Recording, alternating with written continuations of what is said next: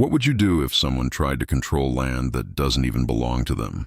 Would you stay quiet when your neighbors declare war over a lake that's yours, on paper, in law, and in blood? And what if the very people trying to shut you down were unknowingly depending on something you secretly owned?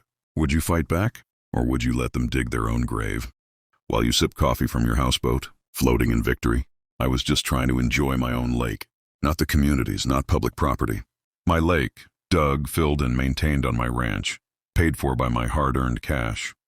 But the moment I floated my houseboat out onto the glassy water, sipping a cold drink like I was on vacation, I got a knock at my front gate. 2 police cruisers, sirens off but lights flashing like I'd just committed a felony. And guess who was standing proudly behind them, arms crossed like a hawk in yoga pants? Yep, Marjorie, HOA president, self-appointed empress of the neighboring gated community. She was glaring at me like I'd just dumped toxic waste in her backyard. The lake in question, nowhere near her property line, but according to her, I was endangering the peace and water rights of the greater HOA district. Spoiler alert, there is no such thing as a greater HOA district. But I didn't argue. I smiled, nodded, let the cops do their little song and dance. Because what Marjorie didn't know is that I'd already seen this coming. And while she was calling the police on me for floating a boat on my private lake, I was finalizing paperwork that would make her HOA very uncomfortable. You see, just 3 minutes after they tried to shut me down, I bought something they desperately relied on, their Marina. And I had plans for it. Big ones. Let me back up a little. I own a decent chunk of land just outside a gated lakeside community, about 40 acres of ranch property, complete with a modest private lake that I had expanded and stocked over the years. No public access, no easements. Just open space, quiet sunsets, and the occasional kayak ride when I needed to clear my head. The HOA next door, let's just say, they weren't fans of freedom or fun. From the moment I moved in, I was a problem in their eyes. My fence was too rustic. My horses were unsanitary. And the kicker?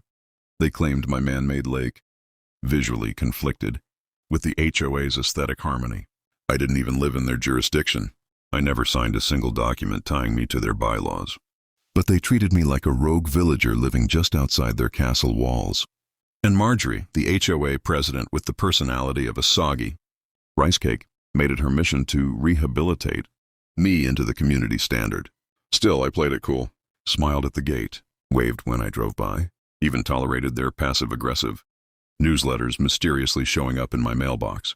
Then I bought a houseboat, not some clunky neon-lit party barge, a sleek solar-powered floating cabin I had custom designed. My plan was simple: dock it on my lake, unwind on weekends, maybe fish off the deck, and let nature do its thing. First day I put it on the water, I heard the drone of a camera drone. Literally, a neighbor was filming from his backyard, zooming in like I was about to start a pirate radio station. Within hours, the HOA group chat must have exploded, because I got a knock at my front gate. It was Marjorie, holding a clipboard like a weapon.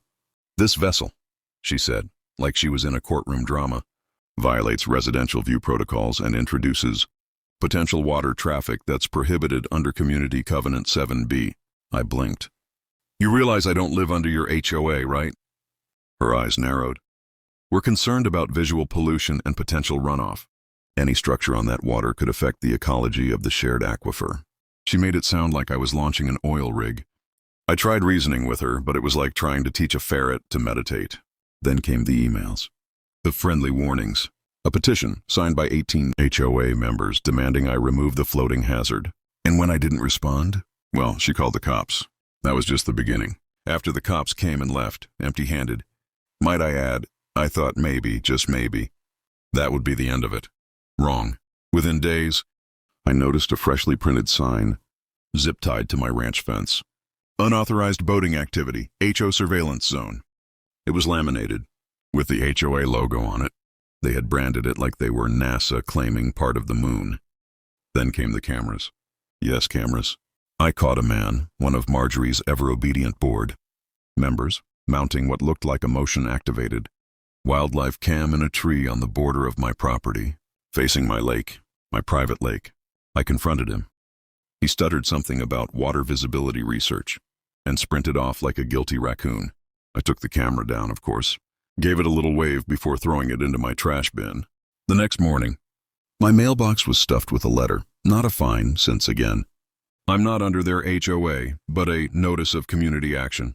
According to Marjorie, if I did not remove all maritime vessels from the water body visible to the HOA, they would seek external municipal involvement.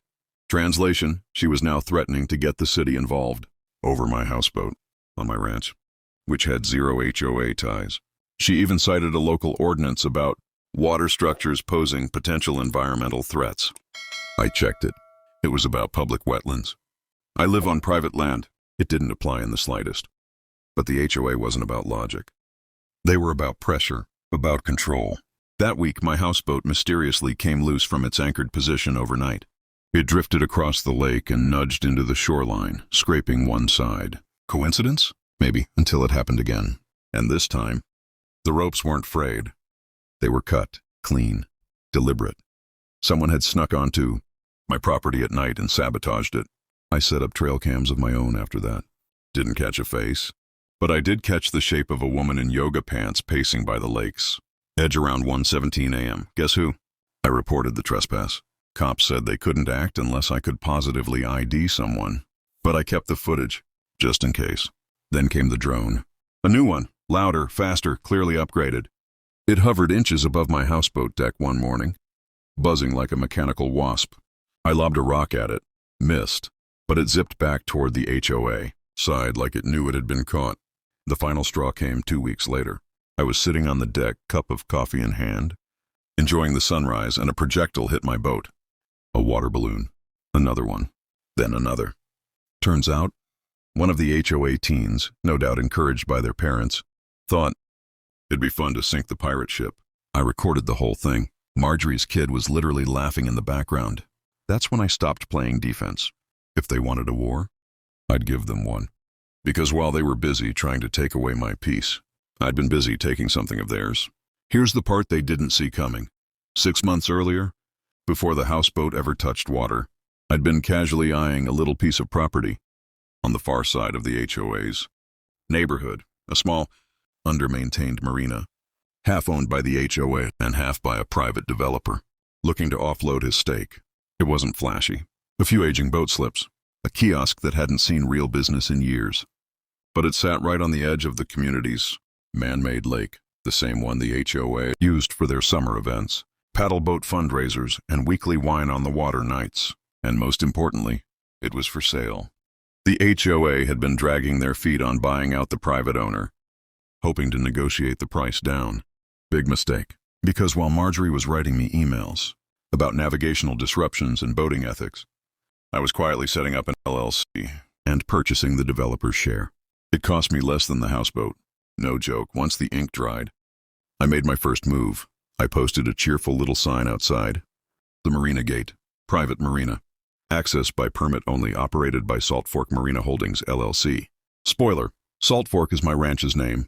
The HOA panicked. Within hours of the sign going up, I got a call, not from Marjorie, but from a very flustered board treasurer asking if I could clarify the situation. I clarified, all right. I now co-own their precious marina, and as co-owner, I was initiating a temporary shutdown for safety inspections and restructuring. Translation: no boats, no events, no access. At first they tried to bluff, claimed the HOA's operational interest superseded mine. I sent them a certified letter with the property deed and a list of new usage guidelines that, coincidentally, banned any activity that involved water balloons, surveillance drones, or unauthorized children named Chad. Then I started the renovations.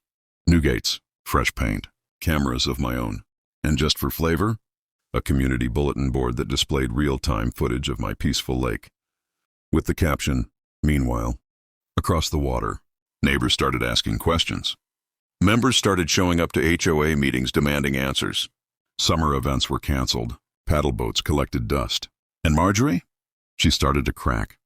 I could see it. Her yoga pants lost their stretch. Her clipboards were nowhere in sight. She even stopped jogging past my fence in the mornings, probably to avoid catching her own reflection in my lake. By the time I was done, not only had I restricted their access to half their water activities, I'd introduced a rental clause that gave me the right of first refusal for any event held on marina grounds. If they wanted to do anything now, They had to ask me. And believe me, I kept my clipboard ready.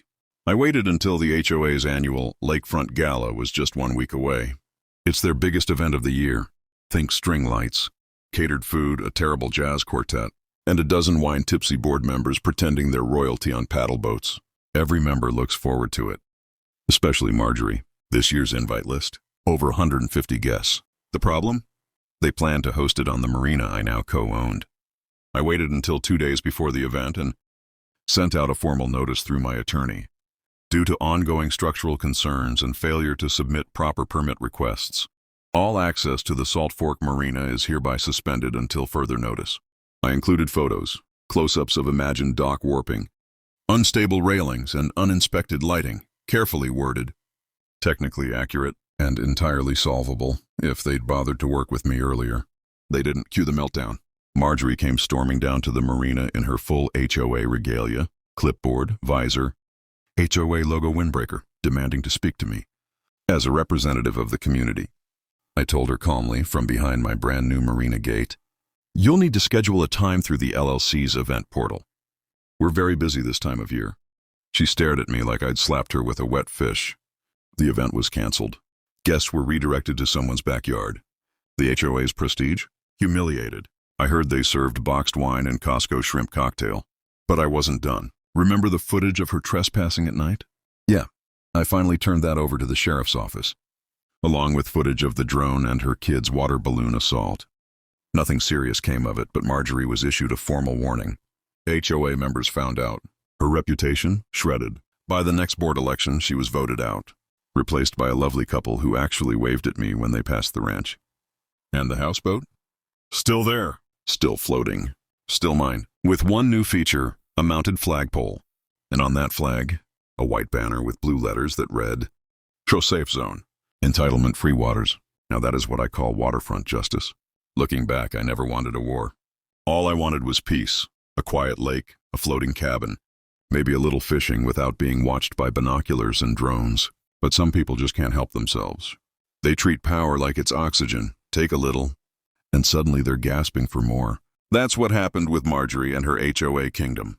She confused proximity with ownership, opinion with authority, and my silence as surrender. Big mistake. Because the truth is, I've never cared much for control, but I do care about freedom. So when the HOA tried to drown me in bureaucracy and threats, I did what anyone with land, leverage, and a little creativity would do. I bought their anchor. Then I watched them sink themselves. Now the lake is calm again. My houseboat floats quietly on still water. No cameras, no balloons, no HOA nonsense. Sometimes I take a morning coffee out to the dock, look across the lake at the quiet marina, and smile. They still host events there, with my permission. And you know what? I even waived the rental fee for the new board. Because real power isn't about punishment. It's about knowing when to smile and when to close the gate. If you made it this far, comment "Justice served" below. And tell me, what would you have done if an HOA tried to take over your private lake? Would you go full pirate or play it cool like I did? Don't forget to like, subscribe, and share this story with someone who knows a Marjorie. And remember, revenge is best served calmly, and preferably from the deck of your own houseboat.